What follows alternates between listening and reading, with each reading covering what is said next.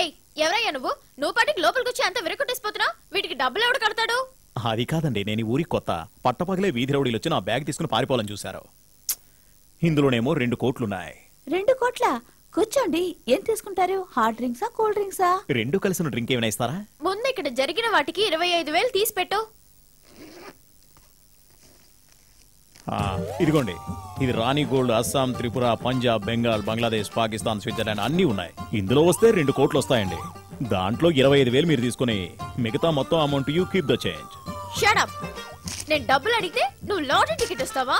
మర్యాదగా 25,000 కట్టేసి వెళ్ళు. డబ్బులా? నేను సంపాదించాలని ఈ ఊరికి వచ్చానండి. ఏదో 4 టేబుల్లు చైర్లు విరిగిపోయాయి. ఏం ఇన్సూరెన్స్ లేదా? ఏయ్, ఆవిడెవరో తెలుసా?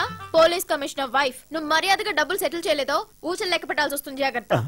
అది బొట్టుగా చీరకట్టిన ఆవిడనా? కమిషనర్ బీరువా? అచ్చచ్చ, భార్య? పోలీస్ అంటేనే టంగ్ స్లిప్ అవుతుందండి. ఆవిడ్ని చూస్తే జీన్స్ సినిమాలో డాన్స్ చేస్తారే ఐశ్వర్య అని చెప్పి ఐస్ పెట్టాలనుకుంటున్నావా? లేదండి. లక్ష్మియా? లేదండి. మరి ఇంకెవరు? అస్థి పంజరం డాన్స్ చేస్తుంది చూడండి.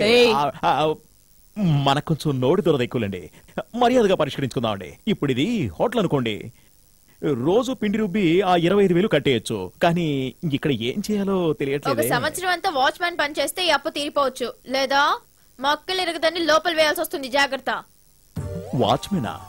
ప్రేవేణు, నిన్ను నమ్మి పెద్ద ఉద్యోగం దొరుకుతుందని ఈ ఊరు వచ్చానరా. చివరికి నన్ను వాచ్మెన్ చేశారు కదరా.